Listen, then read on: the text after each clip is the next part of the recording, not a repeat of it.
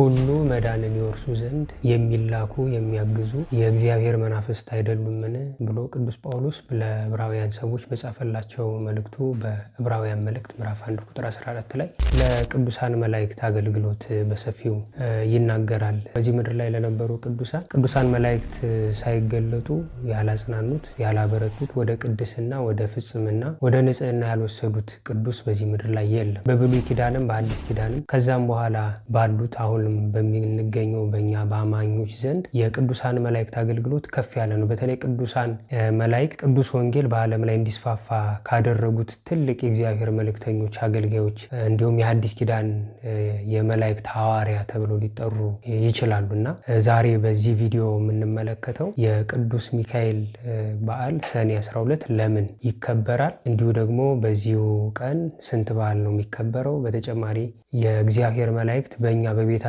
ውስጥ እንዲሁም ደግሞ በኑሯችን ሲገለጡ ወይም ሲገኙ የሚታዩ ምልክቶች በውስጥና በውጭ የምናሳያቸው መልካም የሆኑ ባህሪያት ምንድን ናቸው የሚለውን በዚህ ቪዲዮ እንመለከታለን። በስመ አብ ወወልድ ወመንፈስ ቅዱስ አሐዱ አምላክ አሜን። ይትባረክ እግዚአብሔር አምላከ እስራኤል ዘተሳለነ ወገብረ መድኃኒተ ለሕዝበ ዚአሁ አንሥአ ለነ ቀርነ መድኃኒትነ ቤተ ዳዊት ገብሩ በከመ ነበበ በአፈ ነቢያቱ ቅዱሳን እለ እምዓለም። የአባቶቻችን አምላክ እግዚአብሔር አምላካችን ስሙ የተመሰገነ ይሁን። ሰላም ጤና ይስጥልኝ። የማስያስ ቻናል ተከታታዮች እንኳን ለታላቁ መልአክ ለደገኛው ለትህትና ላለው እስራኤልን ቀን በደመና ሌሊት በብርሃን እየመራ ወደ ርስት ሀገር ማርና ወተት ወደምታፈልቁ ሀገር ላስገባቸው የእግዚአብሔር መልአክ ለቅዱስ ሚካኤል ዓመታዊ ክብረ በዓል በሰላም አደረሳችሁ። ቅድስት ቤተክርስቲያናችን ሰኔ 12 የቅዱስ ሚካኤልን በዓል በታላቅ አክብሮት ታከብራለችና ስለዚህ በዚህ ዕለት የቅዱስ ሚካኤል ክብረ በዓል ለምንድን ነው የሚከበረው የሚለውን አጠር ባለ ሁኔታ እንማራለን። እንግዲህ ቅዱስ ዮሐንስ አፈወርቅ በድርሳናቱና በተለያዩ ትምህርቶቹ ደጋግሞ እንደሚናገረው መላእክት ሁል ጊዜ ከኛ ጋር ናቸው። በተለይም በጸሎትና በቅዱስ ቁርባን ሰዓት የእግዚአብሔርን ዙፋን ከበው እንደሚቆሙ ሁሉ አማኞችንም ከበው ይጠብቃሉ ብሎ ይናገራል። የቅዱሳን መላእክት አገልግሎት በጣም ሰፊና እጅግ ብዙ አገልግሎት እንዳላቸው ብዙ ሊቃውንት ብዙ የቤተክርስቲያን አስተማሪዎችም መጽሐፍ ቅዱስም አብራርቶ ይናገራል። እንደ ቅዱስ ዮሐንስ አፈወርቅ አስተምሮ ደግሞ ቅዱሳን መላእክት በጸሎትና በቅዱስ ቁርባን ጊዜ በተለየ ሁኔታ በእኛ ሕይወት ውስጥ የመከሰት የመምጣት እንዲሁም ወደኛ የመውረድ በእኛ አገልግሎት ውስጥ የመሳተፍ ትልቅ አገልግሎት እንዳላቸው ደጋግሞ ይናገራልና የእግዚአብሔርን ዙፋን ከበው የሚቆሙ ሁሉ ነው የሚለው። በቅዳሴ ጊዜ የምንከበው ያ መንበር፣ በቅዳሴ ጊዜ የምንከበው ያ ቤተ መቅደስ የእግዚአብሔር ዙፋን መቀመጫ የእሳት ነበልባል ነውና በዛ ሰዓት የቅዱሳን መላእክት አገልግሎት ዙፋኑ ባለበት እግዚአብሔር ባለበት እነሱም ስለሚገኙ በዛ ቦታ ላይ መጣው ያንን አገልግሎት ከኛ ጋር ይሳተፋሉና ቅዱስ ዮሐንስ አፈወርቅ ይህንን ይናገራል። አማኞችንም እንዲሁ ከበው ይቆማሉ ይላል። እኛንም ነው ከበው የሚቆሙት። እኛ እግዚአብሔርን እንከባለን፣ እነሱ ደግሞ እኛን ከበው አገልግሎቱን አብሮ ይሳተፋሉ፣ በጥበቃ አብረው ከኛ ጋር ይሆናሉና ቅዱስ ዮሐንስ አፈወርቅ ይህንን ተናግሯል። ቅዱስ ሚካኤል የሚለውን ስም በጥቂቱ ለመዳሰስ እንሞክር። ቅዱስ ሚካኤል ማን ነው? ቅዱስ ሚካኤል ከሰባቱ ሊቃነ መላእክት መካከል አንደኛው ትልቅ የእግዚአብሔር መልአክ ነው። በክብር ከሳጥናኤል የሚተካከል ያልነበረ፣ ኋላ ግን ዲያብሎስ ያልፈለጋትን ያችን ስልጣን በተዋት ጊዜ እግዚአብሔር ወደፊት ያመጣው አሐዜ መንጦላይት ያደረገው የዲያብሎስ ነው። የሳጥናኤልን ቦታ ለሚካኤል እንደሰጠው መጽሐፍ አክሲማሮስም የተለያዩ ቅዱሳት መጻሕፍት ወይም ሐዋልድ መጻሕፍት ይናገራሉና ቅዱስ የሚለው ቃል ምን ማለት ነው? ቅዱስ ማለት የተለየ የተመረጠ ለእግዚአብሔር አገልግሎት ለእግዚአብሔር ሐዋርያ ለእግዚአብሔር ቅዱስ ቃል የተለየ ማለት ነው። ሚካኤል የሚለው ቃል ደግሞ ብንመለከት የዕብራይስጥ ቃል ሚ የሚለው ቃል መኑ የሚለውን ነው። በግዕዙ መኑ ማለት ማን ማለት ነው። ካ ማለት ከመ ማለት ነው። እንደ የሚለውን ቃል ይይዛል። መኑ ከመ እንደ እግዚአብሔር ያለ ማለት ነው። ኤል የሚለው እግዚአብሔር ነው፣ ሁልጊዜ እንደምናውቀው ማለት ነው። የቅዱሳን መላእክትን ስም ስንመለከት ከመጨረሻው ስማቸው ላይ ኤል ኤል ኤል የሚል ቃል እናገኛለን ወይም እናነባለን። ይሄ ኤል የሚለውን ስም እግዚአብሔር በእነሱ የመጨረሻ ስም ላይ ያስቀመጠው የራሱ ስም ነው። ሚካኤል የሚለው ቃል መኑ ከመ አምላክ ማለት ነው። እንደ እግዚአብሔር ያለ ከቶ ማን አለ? እንደ እግዚአብሔር ያለ ማንም የለም። በዝማሬያችንም ደጋግመን እንለዋለን። እንዲሁም ደግሞ በጸሎተ ነቢያት ላይ እንደ እግዚአብሔር ያለ ማንም የለም ተብሎ ብዙ ጊዜ ይነገራል። ቅዳሴያችንም ላይ ራሱ የቅዱስ ሉቃስ ወንጌል በተነበበ ጊዜ መርገፉ ላይ መኑ ይመስለከ እምነ አማልክት እግዚኦ፣ ከአማልክት መካከል አንተን የሚመስል ማን ነው እያለች ቅዱስ ቤተክርስቲያን በቅዳሴ የእግዚአብሔርን ስም ከፍ አድርጋ ትጠራለች እና የቅዱስ ሚካኤል ስም የመላእክት ስም የመጨረሻ ስማቸው ላይ ኤል መቀመጡ የእግዚአብሔርን ስም ያመለክታል። ከዛ ጋር አያይዘን የእግዚአብሔርን ስም በኃይል በሞገስ እንዲሁም በመፍራትና በመንቀጥቀጥ ስማቸውንም ስንጠራ እየጠራን ያለ ነው የእግዚአብሔርን ስም በመሆኑ ልናከብረው በደንብ ይገባል ማለት ነው። እንግዲህ ቅዱስ ቤተክርስቲያናችን ዛሬ ሰኔ 12 ለምንድነው የምታከብረው ብለን ስጠይቅ የመጀመሪያው ሰኔ 12 የተሾመበት ዕለት ነው። ሁለተኛው ደግሞ ቅድስት አፎሚያን ከሰይጣን እጅ ያዳነበት ነው። ቅድስት አፎሚያ ሀገሯ ኪልቅያ ነው። ታላቁ መስፍን እንድራኒቆስ የሚባል ባል የነበራት የኪልቅያ መስፍን የነበረ ታላቅ ደገኛ እግዚአብሔርን የሚፈራ በ12 በ21 እና በ29 እግዚአብሔርን በማክበር ዝክር በመዘክ የተጠሙትን በማጠጣት የታረዙትን በማልበስ የተራቡትን በማጉረስ ይኖሩ የነበሩ በጣም ደገኛ ክርስቲያኖች ነበሩ እና እነዚህ ቅዱሳን እግዚአብሔርን በማገልገል ውስጥ በነበሩ ጊዜ ባሏ ታሞ አልጋ ላይ ይውላል። በዚህ ጊዜ እሷ የመሞቻው ጊዜ እንደደረሰ እሱም ባወቀ ጊዜ እሷም በተረዳች ጊዜ ከመሞት በፊት የቅዱስ ሚካኤልን ትልቅ ስዕል በወርቅ ፍሬም ወይም በወርቅ ጠርዝ አሰርቶ እንዲሰጣት ትለምኗለች። ያለችውን ማደረገላት እና ይህንን ዝክር ግን እንዳታቆም አሳስቧት እሱ ያርፋል። ካረፈ በኋላ እሷ ዝክሩን ማድረግ ቀጠለች። ግን ከዕለታት አንድ ቀን ሰይጣን ከጭፍሮቹ ጋር መነኩሴ በመምሰል ወደ ቤቷ በመምጣት እንድታስተናግደው ጥያቄ ያቀርብላታል።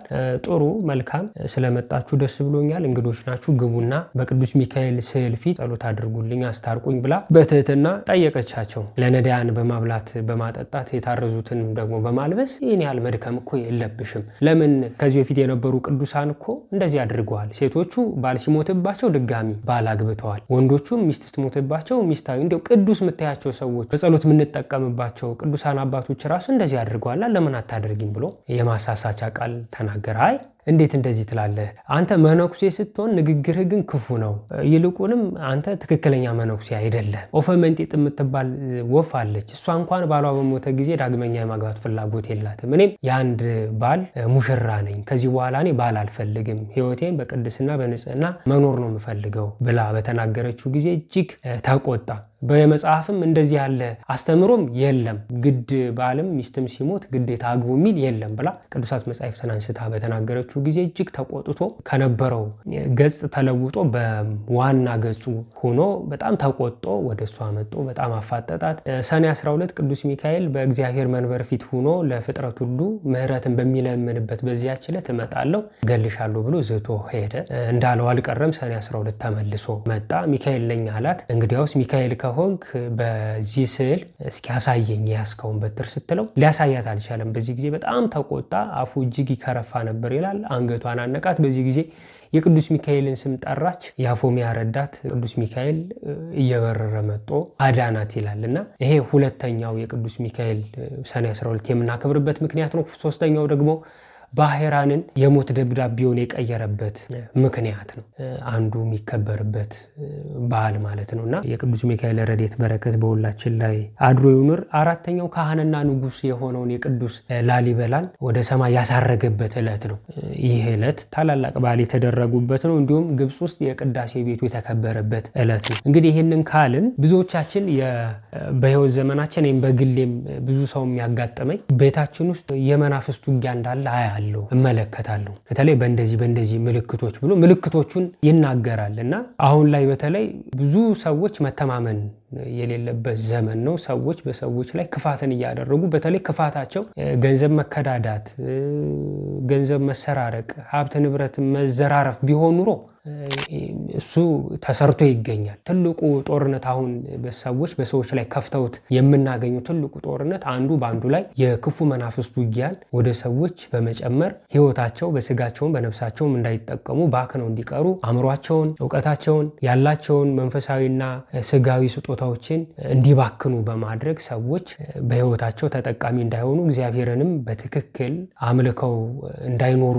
ማድረግ ስለሆነና ብዙ ሰው ቤቱን ላይ ይመለከታል፣ ትዳሩን ያያል፣ ህይወቱን ይመለከትና አይ እኔ ጋር ስኬት የራቀኝ ትዳርም እንዳልይዝ የሚገረግረኝ እንደገና በስራዬም ደግሞ ትክክለኛ ውጤት እንዳላመጣ የሚያደርገኝ የመናፍስት ውጊያ አለብኝ ብሎ ይደመድማል። 50% መደምደሙ ጥሩ ሊሆን ይችላል፣ 50% ደግሞ ምናልባት ጥሩ ላይሆን ይችላል። ግን ውጊያ በዚህ ምድር አለ ከተባለ ውጊያዎች ሁሉ ግን ስጋዊ አይደሉም፣ መንፈሳዊ ውጊያዎች ናቸው። በዚህ ምድር ላይ የምንገጥማቸው ውጊያዎች ቅዱስ ጳውሎስ እንዳለው እኛ ስጋዊና ደማዊ የሆነ ውጊያ አይደለም ያለን ውጊያ ስጋዊና ደማዊ ሳይሆን መንፈሳዊ ጦርነት ነው፣ ውጊያ ነው ብሎ ይናገራል። ትክክል ነው። አሁን ላይ በጣም ከፍተኛው የሆነ ውጊያ ውስጥ ነው ያለነውና ብዙ ሰዎች እንደዛ ብለው ያምናሉ። ወደ ቤታቸው ሲመጡ አይ በህይወቴ እኮ በቃ የክፉ መናፍስትን አሰራር እመለከታለሁ፣ አንዳንድ በደረታቸው የሚሳቡ ሽላሊት የሆኑ ጊንጥ እንቁራሪት ምናምን ነገሮችን እመለከታለሁ፣ ቤቴ ውስጥ እንደዚህ አይነት ነገር አያለሁ ይላሉ። ትክክል ነው። እንዲህ አይነት ነገሮች በስተው ከተመለከትን የመናፍስት ጥቃት በእኛ ላይ እጁን እንዳረዘመ እግሩም እንደገባ ማሳያ ምልክት ሊሆን እንደሚችል ካመንን ወይም እንደዚህ አይነት ጥርጣሬ ከተሰማን አንድ ነገር ደግሞ እዚህ ጋር ማንሳት አለብን። አሁን ዛሬ ይህንን ክብረ በዓል ስናከብር 5 ወሳኝ ነጥቦችን አንስተናል። ለምን የቅዱስ ሚካኤል ክብረ በዓል ይከበራል ስንል የቅዱሳን መላእክት ከኛ ህይወት ጋር ያላቸውን ግንኙነት ወይም እኛን ለመርዳት ሲመጡ የሚያሳዩት ምልክት አለ። እኛ የነቃን ስላልሆንን ማየት አንችልም። ነገር ግን የበቁና የነቁ ሰዎች ግን ቅዱሳን መላእክትን የማናገር ጸጋ ከነሱ ጋር ኮንቨርስ የማድረግ ህይወት ነበራቸው።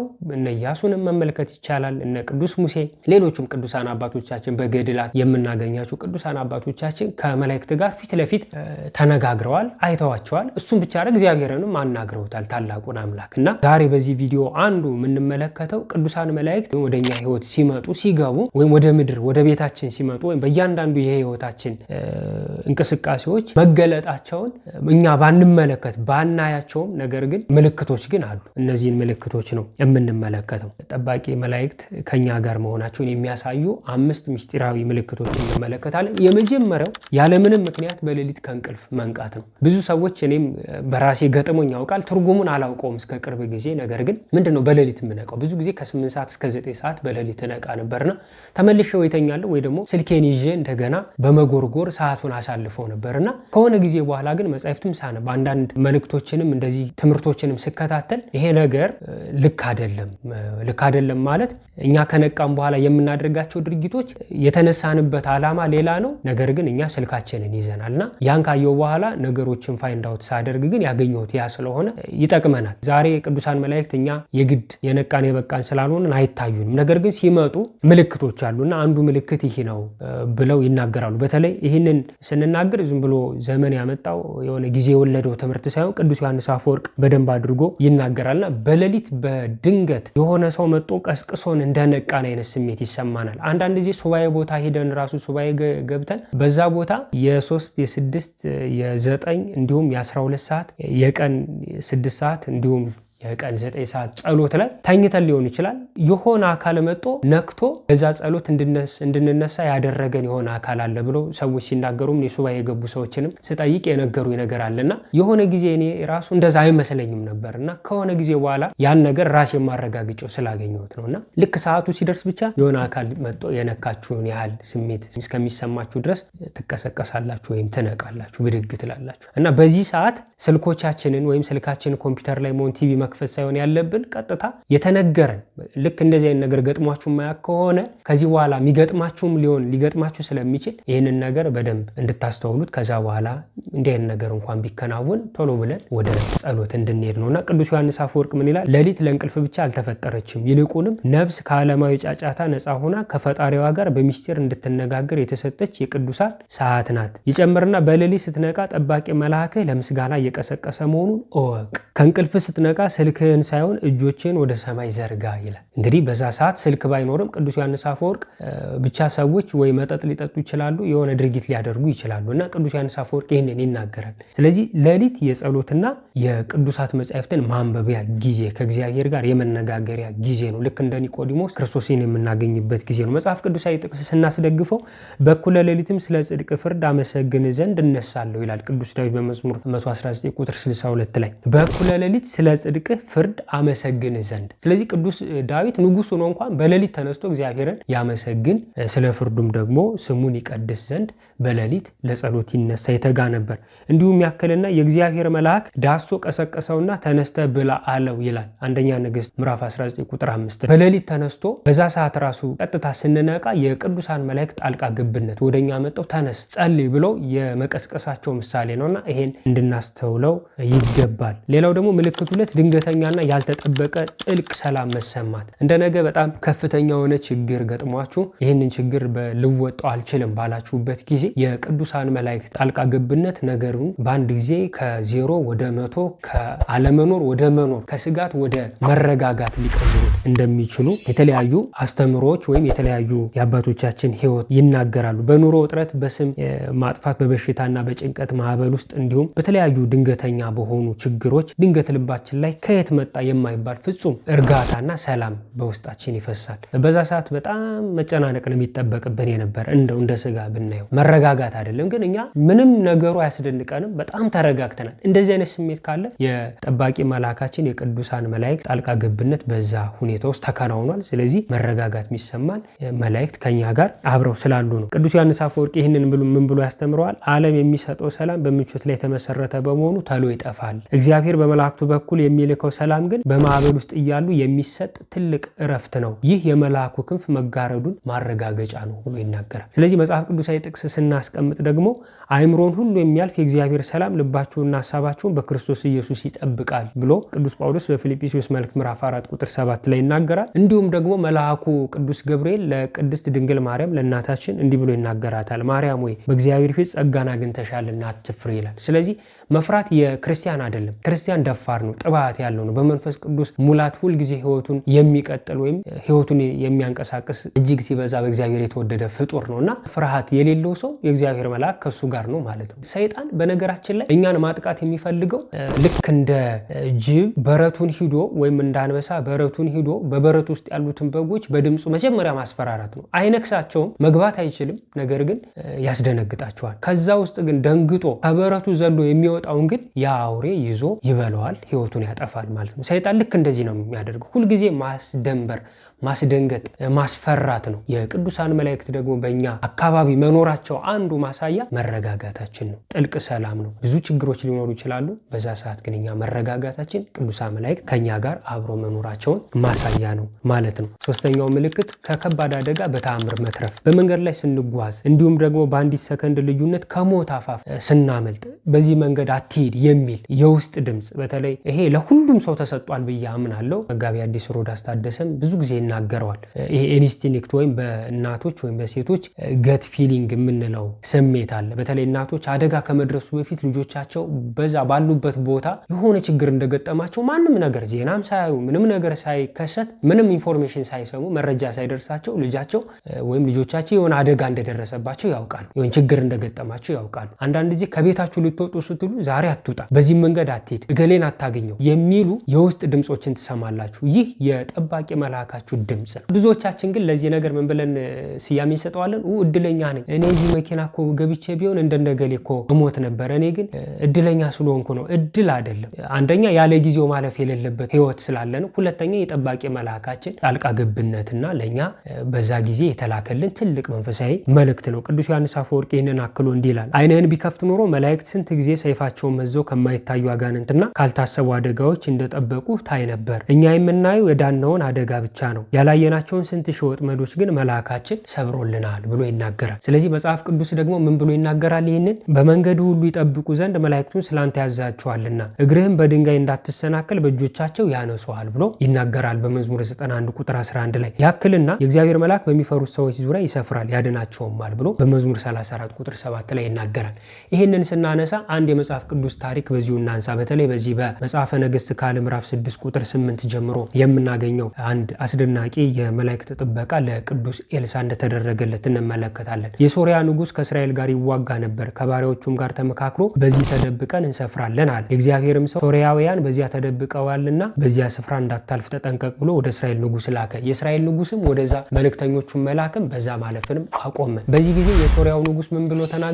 የኔን እንጀራ የኔን ውሃ እየበላ እየጠጣ ለነሱ መልእክት የሚያቀብል ሰው አለ ብሎ ማሰስ ጀመረ። በዚህ ጊዜ ሎሌዎቹ ቀረቡና አይ ንጉሥ ሆይ እንደዛ አይደለም፣ በእስራኤል እኮ ታላቅ ነቢይ አለ። ያ ታላቅ ነቢይ ገና አስቀድሞ ነገሮች ሳይከናወኑ እኛ እዚህ ያወራነውን ስለሚናገር ወይም ሁሉን ነገር ስለሚያውቅ ነው ብሎ ይነግረዋል። በዚህ ጊዜ እንደዛ ከሆነ መጀመሪያ እስራኤልን ሳይሆን መውጋት ያለብኝ ኤልሳን ነው መውጋት ያለብኝ ብሎ ኤልሳ ያለበትን ቦታ ለመክበብ ሰራዊቶችን ይዞ ወደ ኤልሳ መንደር ወደ ኤልሳ ቦታ ሄደ። ከሄደ በኋላ ምን ብሎ ይናገራል? ወደዚያችን ፈረሶችና ሰረገል ከሄደ በኋላ ምን ብሎ ይናገራል? ወደዚያም ፈረሶችና ሰረገሎችን እጅግም ጭፍራ ሰደደ። በሌሊትም መጥተው ከተማይቱን ከበቡ። የእግዚአብሔርም ሰው ሎሌ ማለዳ ተነስቶ በወጣ ጊዜ እነሆ በከተማይቱ ዙሪያ ጭፍራና ፈረሶች ሰረገሎችም ነበሩ። ሎሌውም ጌታዬ ሆይ ወዮ ምን እናደርጋለን አለው። እርሱም ከኛ ጋር ያሉት ከነርሱ ጋር ካሉት ይበልጣሉና አትፍራ አለው። ኤልሳም አቤቱ ያይ ዘንድ ዓይኖቹን እባክህ ግለጥ ብሎ ጸለየ። እግዚአብሔርም የብላቴናውን ዓይኖች ገለጠ፣ አየም። እነሆም በኤልሳ ዙሪያ ያሉ የእሳት ፈረሶችና ሰረገሎች ተራራውን ሞልተውት ነበር። ልክ ዓይኖቻቸው ሲገለጥ የግያዝ ዓይን ሲከፈት ያየው እነ ቅዱስ ኤልሳን የእግዚአብሔር ሰራዊት ፊታቸውን ወደ ሶርያ ወታደሮች ዙረው ይጠብቋቸው እንደነበር ይናገራልና ይሄ አንዱ መጽሐፍ ቅዱሳዊ ፕሩፍ የሚያደርግልን እኛ እንደነሱ ማየት ባንችልም ነገር ግን በየትኛውም የህይወታችን ሰልፍና ውጊያ የእግዚአብሔር መላእክት ጥበቃ ከኛ ጋር እንደሆነ የሚናገር የመጽሐፍ ቅዱስ ክፍል ነው። ሌላው አራተኛው የማታውቁት ሰው የእናንተን አንገብጋቢ የልብ ጥያቄ መልሶላችሁ ከእናንተ ሊሰወር ይችላል። አንዳንድ ጊዜ አንድ ፍጹም የማታውቁት ሰው መንገድ ላይ ወይም በትራንስፖርት ወይ ቤተክርስቲያን ወይ የሆነ ቦታ ላይ አንድ ቦታ ላይ ትገናኙና ማውራት ትጀምራላችሁ። ስለጨነቃችሁ ነገር ልታወሩ ወይም ዝም ብላችሁ ያያችሁና ምን ነው ተጨንቃል፣ ምን ነው እንደዚህ ሆነሃል ብሎ ይጠይቃችኋል። እናንተ ለዛ ሰው ስለናንተ ስለራሳችሁ ችግር አልተናገራችሁም። የነገርነው ነገር ላይኖር ይችላል። ነገር ግን ያ ሰው የሚያሳስበንን ያንን የልባችንን ጥያቄ የሆነብንን ነገር ይሄ እኮ ቀላል ነው፣ እንዲህ የሆነው እኮ ለዚህ ነው፣ እግዚአብሔር ካንተ ጋር ነው፣ አይዞ በርታ ብሎ የሚያጽናና ልብን የሚያሳርፍ ነገር ይናገረናል። ቅዱስ ዮሐንስ አፈወርቅ ይህንን ምን ብሎ ያስተምራል? እግዚአብሔር ሰውን በሰው በኩል ያጽናናል። አንዳንዴ መላእክት የሰውን ስጋ አምሳል ለብሰው ተስፋ ወደ ቆረጡት ነፍሳት ይላካሉ። እንግዳን በደስታ ተቀበሉ፣ መልአክን እያስተናገዳችሁ ሊሆን ይችላልና ብሎ ይናገራል። በጣም ድንቅ ነው። እግዚአብሔር ሰውን በሰው በኩል ያጽናናል ይልና አንዳንዴ ይላል መላእክት የሰውን ስጋ አምሳል ለብሰው ተስፋ ወደ ቆረጡ ነፍሳት ይላል። የሰውን ስጋ አምሳል ለብሰው ማለት ይለብሱታል፣ ያን የኛን ስጋ ይዋሃዱታል ማለት አይደለም። እንደገና ልክ የራሳቸውን ባህሪ ያጣው ወደ ሰውነት ይቀየራሉ ማለት ሳይሆን እንደ ሰው በመሆን ይመጣሉ። እንደውም ቅዱስ ጳውሎስ ምን ብሎ ይናገራል? አንዳንዶቹ እንግዳ አስተናገድን ብለው መላእክት ያስተናገዱ ሰዎች አሉ ብሎ እነ ቅዱስ ሎጥን ያነሳቸዋል። እና ይሄ አንዱ ማስረጃ ነውና በዛ ሰዓት የሚሰማን እርጋታ ሰዎች ራሱ ችግራችንን አይዞ በርታ ጽና፣ እንደዚህ ይሄ ችግር በፍጹም ያልፋል ብለው ልክ ነግረውን ይሄዳሉ። ከዛ በኋላ ግን እነዚህን ሰዎች በህይወት አጋጣሚ ወይም በህይወት ዘመናችን ዳግመኛ ላናገኛቸው እንችላለን። ማን ነው እንደዛ ያለ? አላውቀውም። የነገረህ ሰው ታውቋል? አላውቀውም። ከዚህ በፊት ታውቀው ነበር? አታውቀውም? አላውቀውም። ስልክ ቁጥሩ አለ? ምንም ብንባል ብንጠየቅ ራሱ ስለዛ ሰው ምንም አይነት መልስ የለን። ነገር ግን እግዚአብሔር ባወቀ እነዚህን ሰው መስለው መላእክት ወደኛ ሊመጡ ይችላሉ። በዚህ ምክንያት ልቦናችን የመረጋጋት ስሜት ከተሰማው ምናልባት የእግዚአብሔር መላእክት በሰው አምሳል ተገልጠው ችግራችንን አቅልለው አጽናንተውን ሄደው ሊሆን ይችላል። ምናልባት እንደዚህ አይነት ነገር ከዚህ በኋላ ከገጠማችሁ የቅዱሳን መላእክት በዙሪያችሁ መኖራቸውን ማሳያ ነው ማለት ነው። መጽሐፍ ቅዱሳዊ ጥቅሱን ቅድም እንዳልኳችሁ ምን ይላል? እንግዶችን መቀበል አትርሱ፣ በዚህ አንዳንዶቹ ሳያውቁ መላእክትን አስተናግደዋልና ይላል ዕብራውያን 13 ቁጥር 2። በዚህ አይነት መንገድ የሚያጽናኑ ሰዎች ወደኛ ህይወት ሲመጡ ምናልባት እነዛ ሰዎች ሳይሆኑ የእግዚአብሔር መላእክት ሊሆኑ ይችላሉና የልባችን አይን እንኳን ማስተዋል ባይችል ነገርየውን ግን በእውቀት ደረጃ እንኳን የእግዚአብሔር መልአክ ሊሆን ይችላል ብሎ አስቦ ክብር መስጠት፣ ያን ጠባቂ መልአክ ማመስገንም ተገቢ ነው። የመጨረሻው አምስተኛው እውነተኛና ግልጽ የሆኑ መንፈሳዊ ህልሞችን ማየት ነው። ከተራ የጭንቀትና የቀን ውሎ ህልሞች የተለየ ከእንቅልፍ ስንነቃ ልክ እንደ እውን በአእምሯችን የሚቀሩ የልብ ትርታን የሚጨምሩና ግልጽ መልእክት ያላቸው መንፈሳዊ ህልሞችን ልናልም እንችላለን። የቅዱስ ዮሐንስ አፈወርቅ አስተምሮ በዚህ ረገድ ምን ይላል? ስጋ ሲተኛ ነፍስ ነጻ ትሆናለች። እግዚአብሔርን በንቃት ልንሰማው ካልቻል አእምሯችን ከምድር ግርግር ጸጥ በሚልበት በህልም ሰዓት በመላእክቱ በኩል መመሪያዎችን፣ ማስጠንቀቂያዎችን፣ የሰላም ብስራቶችን ይልካል ብሎ ይናገራል። እውነት ነው። አንዳንድ ጊዜ እግዚአብሔርን በቀን ውሏችን ላንሰማው እንችላለን። እግዚአብሔር ስለሚወደን እድሜ ለንስሐ ዘመን ለፍስሐ ይሰጠናል። ቀን በግርግር ያለ ጸሎት ስራችንን እንሰራለን። ጠዋት ተነስተን ወደ ስራችን እንሮጣለን። እግዚአብሔርን ማናገር፣ ከእግዚአብሔር ጋር ተመካክሮ ስራ መስራት፣ በእግዚአብሔር ፊት የአምልኮ ስግደት ሰግዶ በእግዚአብሔር ፊት ተንበርክኮ ሐሳቡን የመንፈስ ቅዱስን ሐሳብ ጠይቆ መውጣት ራሱ አሁን ላይ በጣም አዳጋች የሆነበት ዘመን ነውና እግዚአብሔር ግን ያንን ነፍስ እስከ መጨረሻው ድረስ ንስሐ ገብቶ ስጋውን በልቶ ደሙን ጠጥቶ እንደ እግዚአብሔር ሐሳብ እንደ መንፈስ ቅዱስ ሐሳብ እንዲኖር ስለሚፈልግ ይሄንን ሰው ምናልባት በቀን ውሎ እንደዛ አይነት ግርግር ውስጥ በሚሆንበት ጊዜ ይሄ ሰው ተጣድፎ የእግዚአብሔርን ሐሳብ የሚሰማበት ሰዓት ስለሌለው ወደ ስራ ገበታው ይሮጣል። ምን ያደርጋል? ያደርጋል? እግዚአብሔር መልአኩን ይልካል፣ በህልም ያናግረዋል። ይሄ ደግሞ የጠራ ከግርግር ከጭንቀት ቀን ውስጥ ካያቸው ከነዛ ከሚያስፈሩ ከሚያስጨንቁ በሐሳቡ ሲመላለሱ ከነበሩ ከንቱ ሐሳቦች ነፃ በሆነ መንገድ ቀጥተኛ የሆነ መልእክት ይልካልና ልክ በዚህ በማቴዎስ ወንጌል ምዕራፍ 2 ቁጥር 13 ላይ እንደምናገኘው የጌታ መልአክ በህልም ለዮሴፍ ታይቶ ሄሮድስ ሕፃኑን ሊገለው ይፈልጋልና ተነስ፣ ሕፃኑንና እናቱን ይዘው ወደ ግብጽ ሽሽ አለው ብሎ እንደነገረው እንደዚህ የሚያስጠነቅቅ ህይወት አደጋ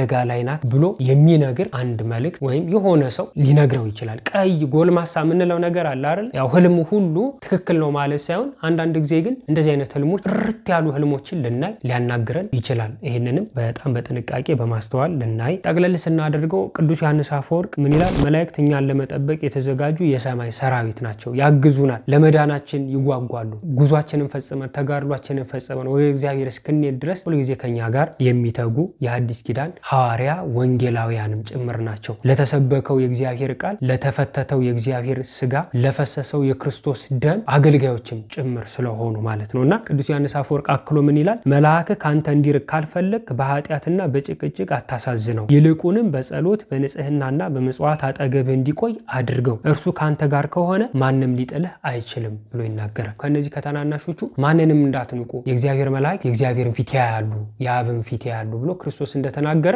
ማሳዘን የለብንም። በኃጢአት ወድቀን ቆሽሸን ሲመጣ እጃችን ከምጽዋት አንደበታችን ከጸሎት መሆን መቻል አለበትና ቅዱስ ዮሐንስ አፈወርቅ ይህን ይናገራል። አታሳዝነው፣ እንዲሁም በመመጽወት አንደበት ራሱ በጸሎት ሆኖ ወደ አንተ ቅዱስ ያንተ ጠባቂ መልአክ እንዲመጣ ጋብዘው። ስለዚህ በህይወታችን ውስጥ ያየናቸው እነዚህ ነጥቦች ከዚህ በፊት የገጠማችሁ ሰዎች ካላችሁ ኮመንት ላይ የገጠማችሁን በኮመንት ብታጋሩን እጅግ ደስ ይለኛል፣ ለሌሎችም ትምህርት ስለሚሆን።